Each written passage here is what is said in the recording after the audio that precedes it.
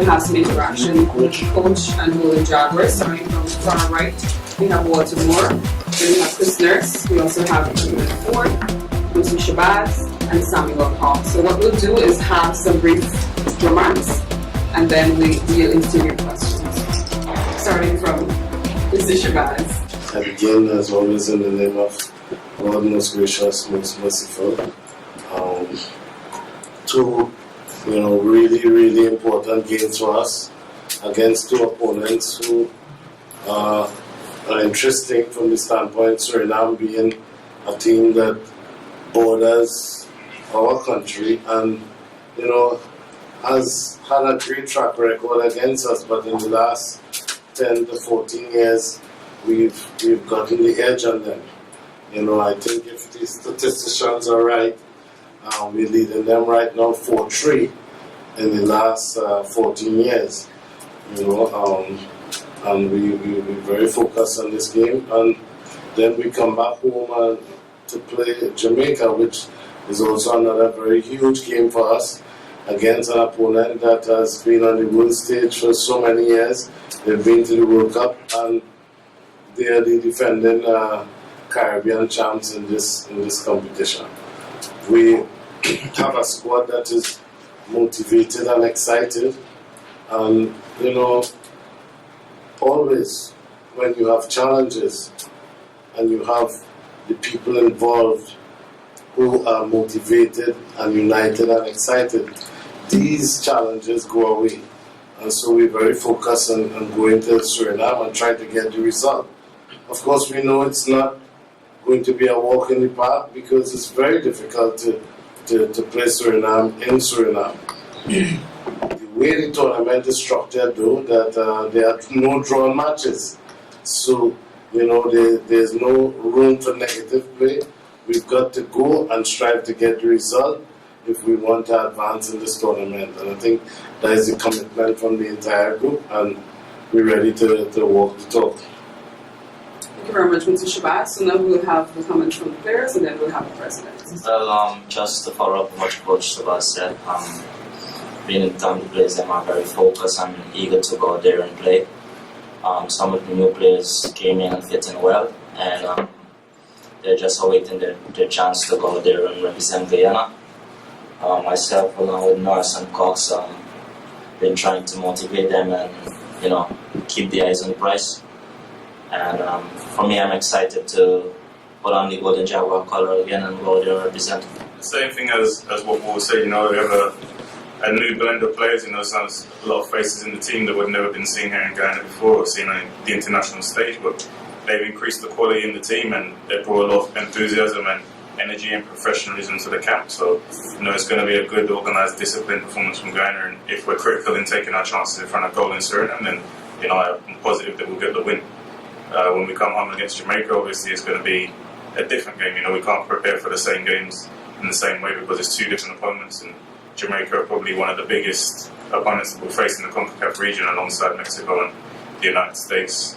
Costa Rica, they're ranked up there amongst the best, so that's going to be a very tough game when we come back in Guyana, and we're going to need the public to get behind the team and support the team under all circumstances and be positive when supporting the team. It's not going to be a game that we turn up and roll over. It's going to be a difficult game. Maybe there'll be times when we're up, and there's going to be times that we're down, but we need the public to get behind us fully and support us from start to finish.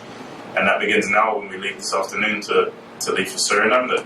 The public, start to build interest, support the team, get behind the players, and show that despite some of the off-field difficulties that football's facing, that when we step onto the field and the players are representing Guyana and wearing the flag, that we're unified as a country, and we'll want the best for the players and for the team. Thank you.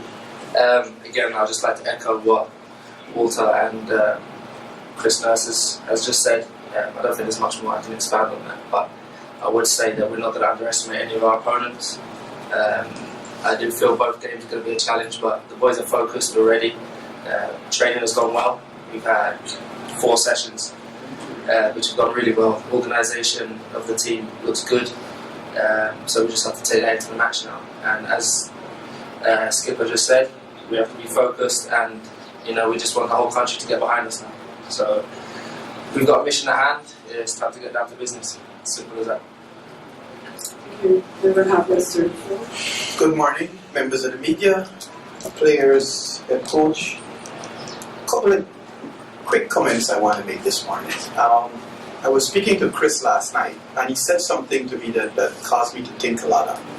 And he said to me, that Guyana can be considered an overachiever when you make a comparison of the resources that we have at our disposal and the other guys that we compete against in the region.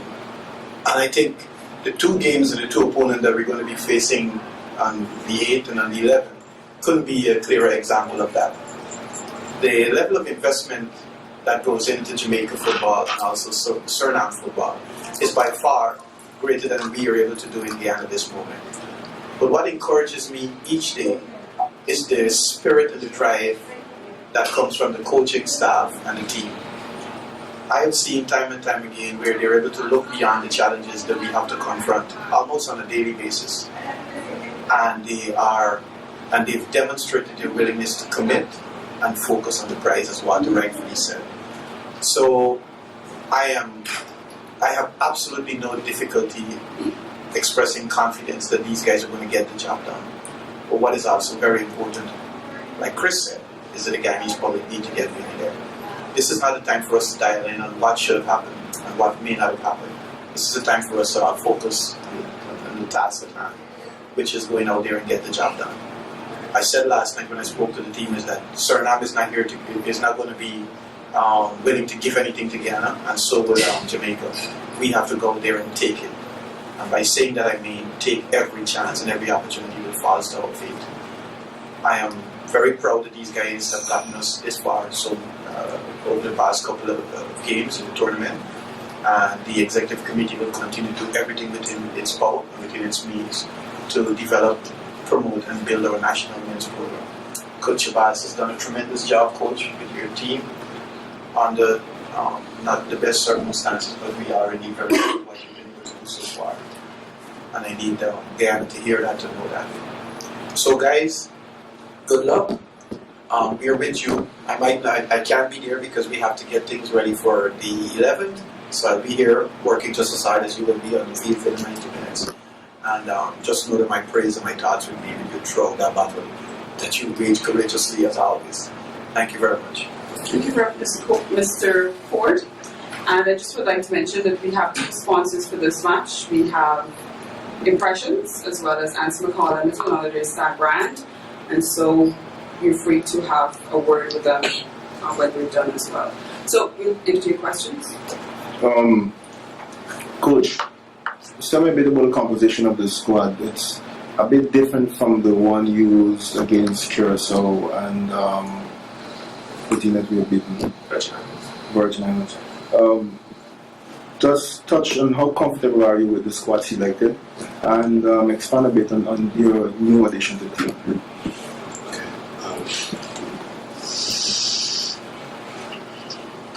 You know, when you have a car and it breaks down and you go to the mechanic, you're not interested in any excuses from the mechanic.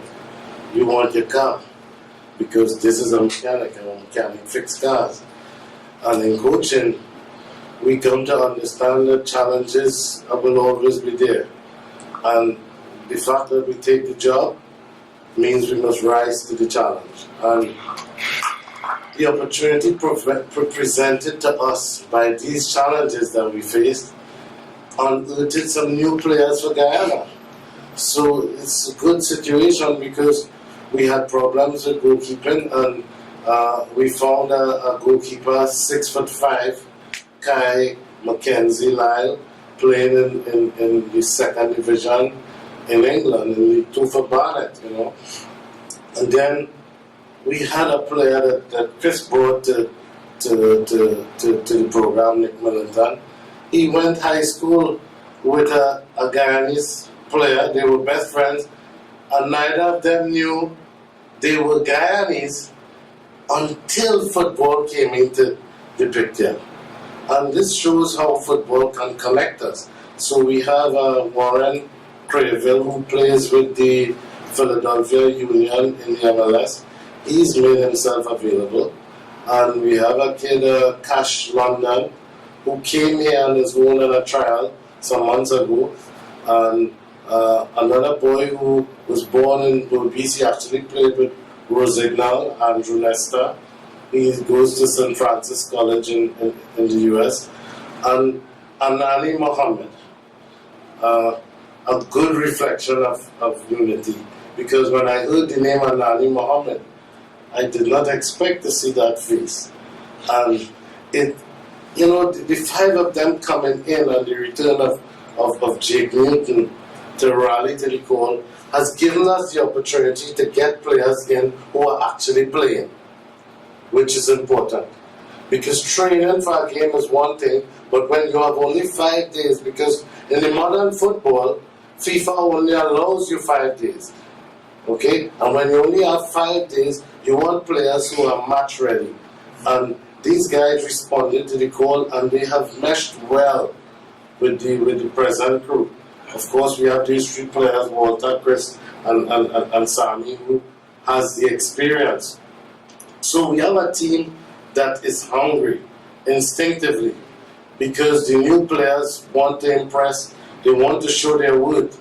And of course, the old players, they know the importance of playing Suriname and playing Jamaica, and for us getting a good result. So the composition of the squad is a good blend of young, experience, and also foreign and local based players, because despite not playing locally, we've had players like Vernon Mills and Quincy Adam and Colin Nelson and Daniel Wilson, who've kept themselves reasonably fit.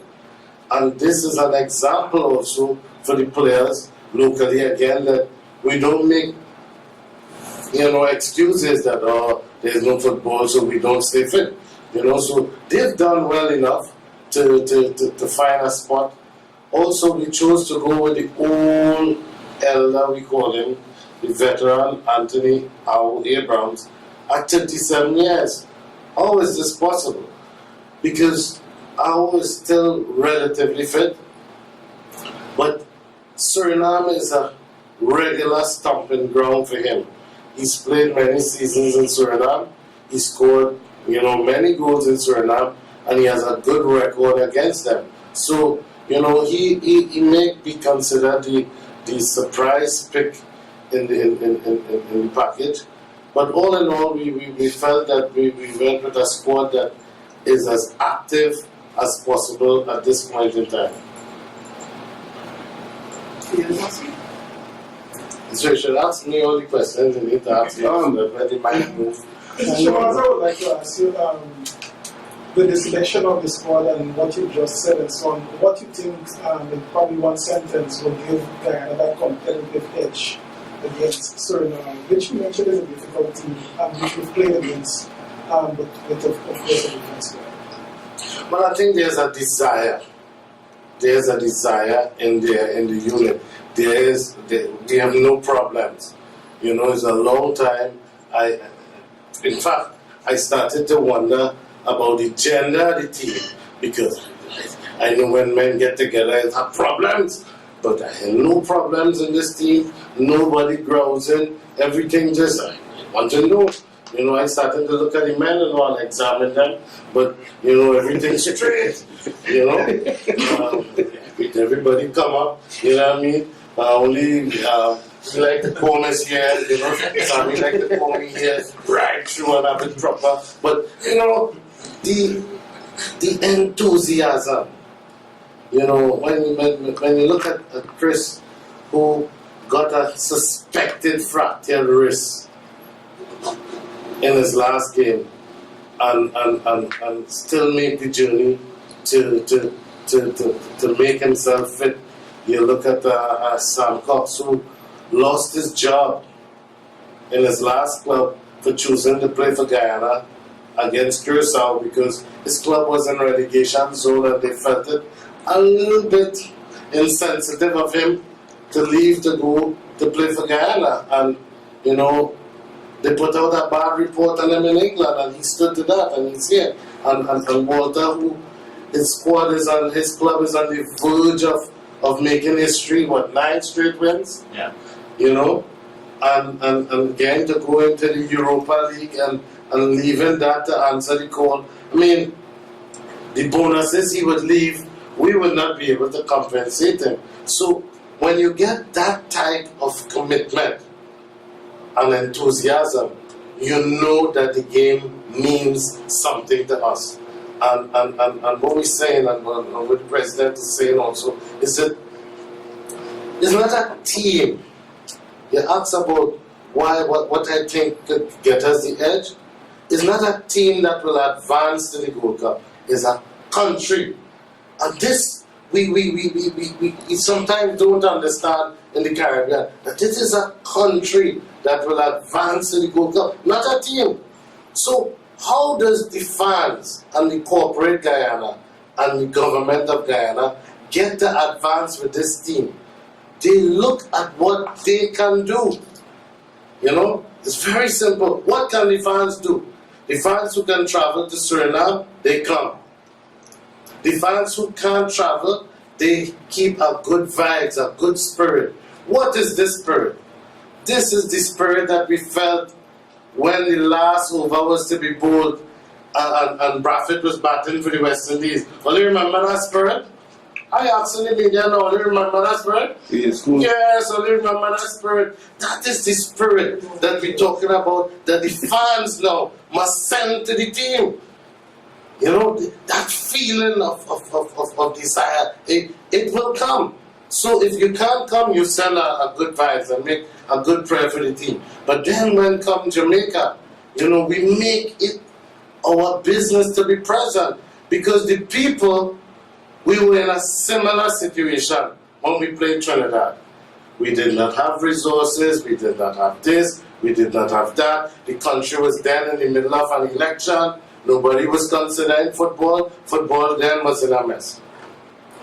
And we beat Trinidad, you know, and now we face with another superpower, you know.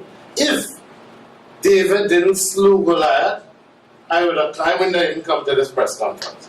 You see, I come late, I would have hide in the room and let Miss Francis handle it. But David slew Goliath, right? And because David slew Goliath, we come to understand the story in there, that there was something that David had. It wasn't resources. Goliath was a giant, it's a sling and shot he used.